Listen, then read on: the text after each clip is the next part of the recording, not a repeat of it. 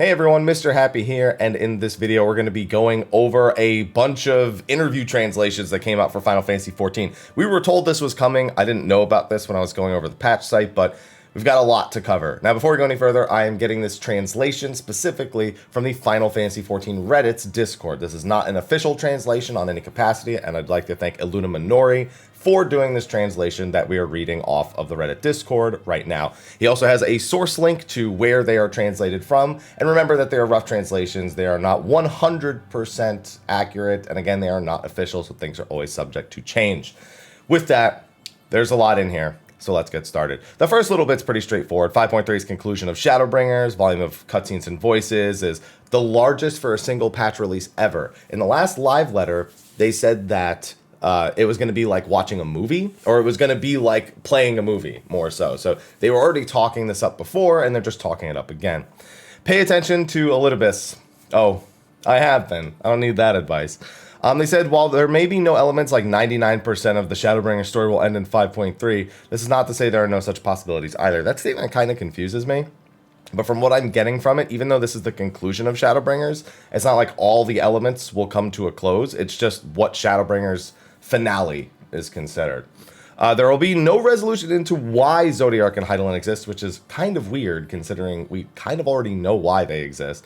And what will happen to them? That is a pretty big question that I think needs to continue to evolve anyway. I might want to talk about it in a separate video, but there's one very, not clear direction, but one very big talking point that people are still considering for after when Shadowbringers is concluded, and the Ascian threat has largely been quelled. So I'm curious to see if those rumbles that we hear a lot about in Shadowbringers will continue to be an ongoing threat that kind of continues on from where Shadowbringers left off. We are heading towards the conclusion portion of the Hydaelyn Zodiark arc, at least their war between each other, it seems. And there will be, a little bit of a pinch of things are going pretty wrong even after 5.3. So once patch 5.3 story ends, there's got to be another plot line kicking up for 6.0. So we also get to find out where Garlemald is going in 5.3. What is really happening with Garlemald? We'll get probably a little peek into that, probably like a post-credit scene or something like that. Scrolling down, we have Yorha Dark Apocalypse. I didn't like what I read here. So I'm not a big fan of this Nier 24, man, because I want this collaboration to not just be a Nier playground in Final Fantasy XIV. I want it to connect the two. I want to find out that some significant events on the first or something in the history of Final Fantasy XIV's world was largely impacted by what's happening in Yorha Dark Apocalypse, whether it be in the past or the present. This will be more emphasis on Nier elements. It was all emphasis on Nier elements the first time. Just because we had the two dwarves doesn't mean that it suddenly was less Nier the first. I don't know. Maybe I'm reading too deep into it. I'll just wait till I play it. Entirety of this continuation will give a feeling of, isn't it just Nier Automata? I guess if you know the plot, then that'll probably help you out a lot with the Puppet's Bunker. The equipment rewards are hinted to be the ones you see in their image illustration, the shadowy figures which 2P faces. You can see them all. You can see one here, here, a bunch of the other bots. We'd have to assume other units like 2P and 9S. It is not known whether we will get them as separate equipments or a box that includes these equipments as a set, but there will be no equipment rewards where everyone will need roll this time, like there was for the 2B dress reward. So you don't have to worry about running it like millions and millions of times just to never win that 2B chest. Both the Nier team and the 14 team work together to prepare equipment variations for all roles, and the equipment design for the third entry of Yorha is already done and in good production. There will be more equipment based on Nier lore as a whole, so there might be more stuff that references the original Niers or some of the titles that still have not made their way west. Still cautiously optimistic. I want to like this because it's still really cool. I just want it to be more involved with Final Fantasy XIV's lore. That's really the one thing I want them to do, and I'm not seeing that here. So, well, I'll wait. I'll wait till I do it. I won't judge it ahead of time. Patch 5.3, secret trial that won't be revealed, but we will be getting weapons from them. I mean, that's every trial at this point. That shouldn't be a surprise. We get one trial and expansion that has like accessories. I guess with Memoria we got actual armor, so I can't really say that nowadays, Now, Unreal Trials. So for anyone who didn't pay attention to the last live letter, Unreal Trials are basically old primals scaled up to level 80 with potentially some modernized mechanics. Now, when I say modernized, I mostly mean like AoEs being updated and stuff like that. So like, for example, we didn't get like split damage markers until I think Thordan in Heavensward. So let's say that maybe one of these old fights has a split damage marker. There's a chance that maybe they update that marker to actually be a split damage marker, but the mechanic itself probably won't change. And they have reiterated that the mechanics won't be changing in this interview right here.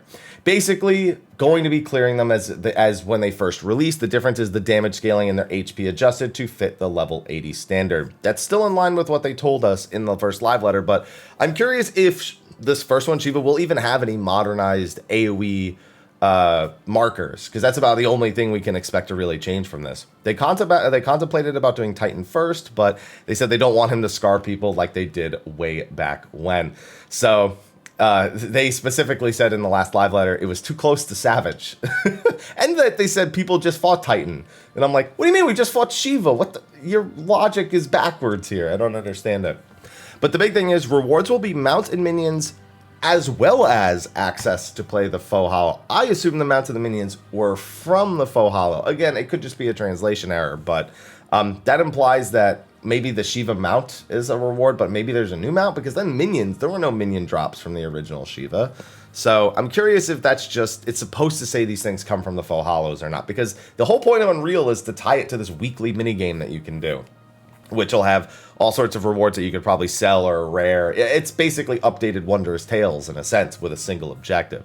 They said you will end up getting bored with this if you do it again and again and again. So they're going to be changing it out every patch. Now, they said they may eventually do 2 Unreal trials in one patch, and I'm hoping that eventually they end up with enough of them that they can do a cycle. But the big thing with Unreal is the reason they don't want to keep it around more than a patch is because they don't want to have to rebalance it again. The idea of Unreal is that it is balanced to the patch that is being released in, and as soon as a new patch comes out, a new expansion comes out, it's suddenly worthless. They need to completely go back to the drawing board. It's no different than any other old EX trial, which is why these will only appear in a patch and then disappear in the following patch. So in patch 5.4, we will no longer have Unreal Shiva.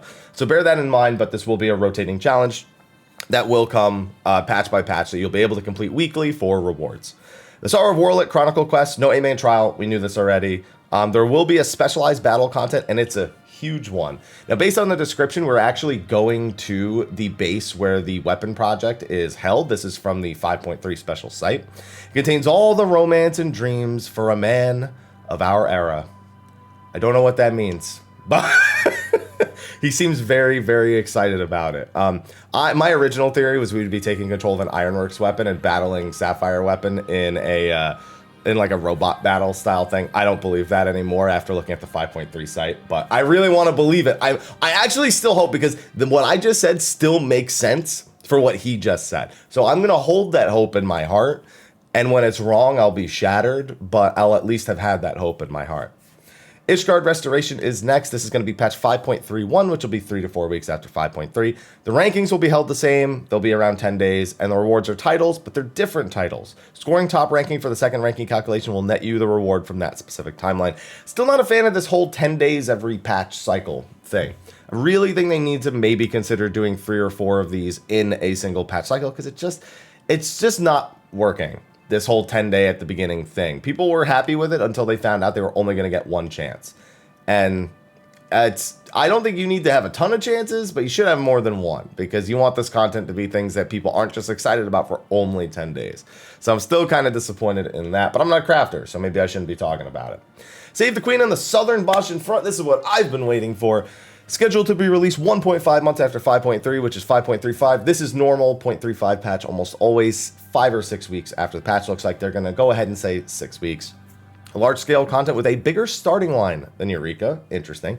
Separate leveling system called Resistance Rank. You can level them up easily solo. There's nothing that forces you to have a party. One of the major complaints about Eureka, especially if you were somebody who started late, was that you had to group up with people. Now, that's not inherently a bad thing in an MMO, but the problem with these separate leveling systems is that you were often inhibiting your friends. Like, let's say your friends went into Eureka right away and you went in to do like the 24-man raids or work on the new EX trial or Savage, depending on the patch. You essentially couldn't play with them. When you got back, you could only go to Notorious Monsters they were at, and that was it. you just couldn't do anything else. Now that there's no onus that you have to do it, it'll probably be something that'll be optimal. It'll probably still be something that people do, but it won't be the inhibiting factor that prevents you from going in and playing the content. That is the core takeaway from that.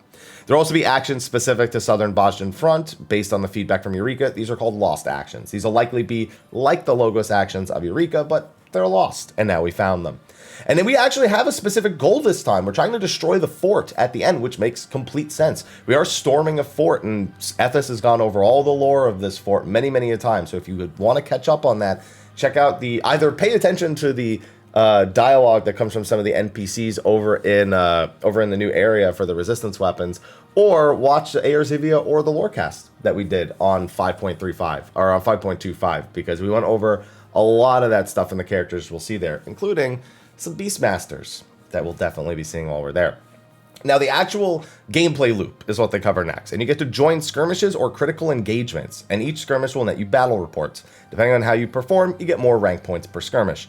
The skirmish has the same system as a Fate. Everyone can freely join, and the trigger rate for these is very high, so you'll constantly be running around and trying to make a difference on the battlefield. And this content is officially labeled Battlefield, not exploration content, mind you.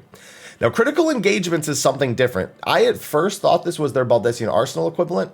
It's not. It's something completely different. It's more like the emergency missions from the Diadem, it seems. It's something specifically developed for the Southern Bozjan Front. It's a type of event battle. You have conditions to trigger them, and it's mostly about the Garlean Empire launching a siege at your allies. You can queue from it from anywhere. It doesn't say the limits of where. I'm assuming that means as long as you're in the Bozjan Front and one is occurring, you can choose to join it immediately. Not like if you're outside the Bozjan Front, you can queue right into this. I don't think that's how it would work. Also, if the queue is over capacity, players will be selected at random. It does mean there is a limit to the number of people who can be queued into this. So I expect that to be a really big problem in the first week of the Bozjan Front being out, in the first couple of weeks, to be honest, because it seems like it's designed for 24 to 48 people. And if there's only a single instance for these in any Bozjan Front, it means people are going to be upset when they don't get into it. There's another thing people are going to be upset about, though, and we'll get to that in a second. There are items that allow you to obtain them for priority purposes. So if you have the item, you're guaranteed a slot into the one that you actually have. You and your party. So you only need one person. And the players who contributed to the item within the party... they contributed to the item within the party. So you have to have contributed in some way within the party. Okay, so it's not just one item for everybody, technically. But it allows you to earn priority by going around the zone and doing certain things. So probably similar to what you had to do for Eureka, but it doesn't seem like that's the case because more than one person can have an influence in it. We'll see. Once all the conditions are met, the group will be brought into an instance and conduct battle from there. Objectives can range from destroy the large type Empire weapon, scary, defeat the large-scale army. So there's multiple different objectives for these critical engagements, and it's basically one giant battle for 24 to 48 people. I get kind of PSO2 vibes from that a little bit. Emergency missions? Emergency codes? Anyone else? Just me? Okay. Now, if you actually are the top scoring contributor in a battle, in these critical engagements, you actually get to duel the enemy Garlean general in a one-on-one duel, and the other however many people who are queued in get to watch you. It's basically, they call it a one-man savage, but it's basically anyone who's done combat, anyone who's done who plays the game a lot probably won't have too much of an issue with it. But yeah, you're gonna be battling one-on-one. Now, it doesn't actually say what that one player gets. It's implied basically by the fact that there's nothing mentioned about it at all, that player is fighting still on behalf of all 48 people. They're just the top scorer, they're the top contributor, so they get to represent you. And that defeating that general is still the ultimate goal at the end of everything. So you really want them to be successful.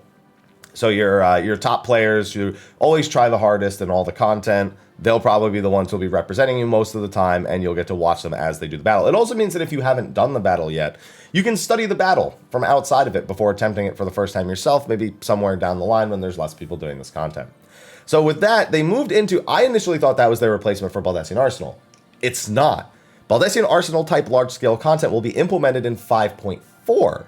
So we have a confirmed date that the next Baldesion Arsenal equivalent raid will be in the 5.4 version of the Bozjan Front. Taking in opinions from players, the dev team aims to create a new system that will make it more accessible. 2 difficulties are planned for that content.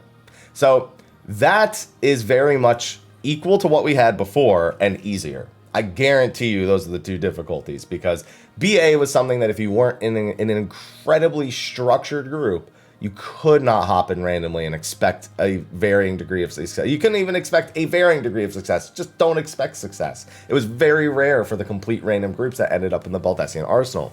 So they're probably creating a content for both styles of players. One for the original people who really like that really stressful environment of the original, and those who want to hop in, do it, earn something, and just get to experience it at least once. So, two difficulties. There's no need to prepare anything. It's large-scale content where everyone gets to participate. So, no portals, multiple accessibility difficulties, and confirmed for 5.4. That's what we got. Now, moving on to upgrading the resistance weapons, there will be quests. You can upgrade them purely by going through the quests, if you want. There are two methods. You can do those quests, or you can do skirmishes and obtain necessary items from the Bozjan front itself. Now, the necessary items in the weapon will be presented to you. You can obtain these items from outside southern Bozja, and when someone asks Yoshi P, it's going to be like light farming, and he's like, well, I'm not going to say yes, but sort of? So yeah, a lot like the Zodiac weapons and the Anima weapons, which is exactly what we expected. If you preferred that version of a weapon upgrade system, you will be given that option to do it. We've gone over this many, many times. But if you like the exploration content, you can choose to go right into the exploration content and earn the rewards from there. So it's up to you at this point. It's a matter of offering choice and accessibility with this new battlefield content. No elements will be involved in Southern Bozja. So we had the element wheel in Eureka. I'm assuming they mean that won't be there for Southern Bozja. Since the items can also be obtained through outside Southern Bozja, you are free to raise your weapon at your own pace. Now, because of the way they're doing this, I do wonder if it's still the same quests, or I'm wondering, can you mix and match the methods? That's still the question here. Because from what I'm gathering, you complete the quest by obtaining an item. You can either choose to do the item method outside or inside, but ultimately all that matters is that you hand in the item for the quest at the end of the day. Because these quests are also, I think, tied to your story, if I'm not misremembering, and I might be. But we'll see. I'm doing the battlefield content, which is what we have to start calling it, not exploration content. Gathering and crafting and item related. 8 new umbrellas. Hey, there's going to be umbrellas in Bozja. That's it. Some of them are even going to be Eastern themed. Sky Steel tool upgrades at 5.35, new crafting and gathering equipment in 5.3 with an item level increase as of patch 5.3. The pentamelded equipment will be superior than the Sky Steel tools. Also be a new category called fashion items, and new items will be added like how new umbrellas are implemented. Though currently still at the planning stage, you get to, for example, hug a teddy bear while walking. I see what they're doing. So basically, umbrellas have a very specific... umbrellas are coded as a mount, essentially. So for all intents and purposes, when you have one out, it puts you in a state where you're basically like... It's treating you as a mount, but you can do it in more than one place. It sounds like they're just going to be doing things like the umbrella for other things, like all sorts of different encounters or emotes or persistent things for people to use for role-playing, for screenshots, for things like that. It's actually fairly interesting. So they had said they were looking at more lifestyle-focused updates for role players. This seems to be one of the big things they were talking about, that they've been talking about for months. And for people who really enjoy sharing their experiences socially, whether it be through Reddit or Twitter or social media, this will be a good tool for them. We'll probably see a lot more screenshots coming out as these fashion items start to release. New Beast Tribe quest, the Dwarves. Quest will be done through Lakeland. What? Are we helping the elves rebuild? Okay. A mount will be a reward. Okay. We also knew that was a crafting Beast Tribe, in case you didn't know that already. Now this is just going over their work environment again. They've been really good at keeping us updated on this. This basically goes over everything from the beginning to the end of how they got to where they are now in regards to their current development. All the struggles for the first few weeks, how long it took for them to get set up, their capacity right now, and the fact that they are back on a normal schedule. They expect to do the 3.5 to 4 month patch release after patch 5.3, but will be permanently set back 2 months, meaning that the expansion will release 2 months later. Everything else will be 2 months later than it was originally expected to be, but we're back on that 3.5 to 4 month schedule. With my guess, the expansion either in September or October of next year. That would be my safe guesstimate based on the information we've taken away from Yoshi P and his team. But as long as they're all safe, as long as they keep making the content that we enjoy, that'll keep me here. So that's all that I needed to see. So glad to hear they're safe. Glad to hear they're everything's getting back to normal in terms of the workflow, and I'm looking forward to patch 5.3. Now, for that, they are currently not saying anything about Japan or EU FanFest. There will be updates to this mid-July. I'd assume they're going to be talking about this during the live letter. So we will find out very soon how those other FanFests are being handled, or at least what the current plans are. Now, the next ultimate difficulty is already under production, but there is another currently another huge thing under development right now. So the devs are taking the whole stance of get it done quick so we can rest in ease, because they don't want anything to affect their future plans. Now, I wonder what another huge thing, because keep in mind, they're putting another huge thing next to talking about ultimate development. So that immediately makes people think, how is this going to affect the quality of the ultimate? And is it something that is battle content, or is it just a game system that is very much going to take up a lot of their space? To be fair, another huge thing under development could also just be terms for the expansion 6.0, which is probably under development right now, and that wouldn't surprise me at all. But this quote right here is going to probably be held in a lot of people's minds for quite some time. I expect some quotes from it when 5.51 comes out way in the future. He also said Yoshi P has nothing to share regarding PS5.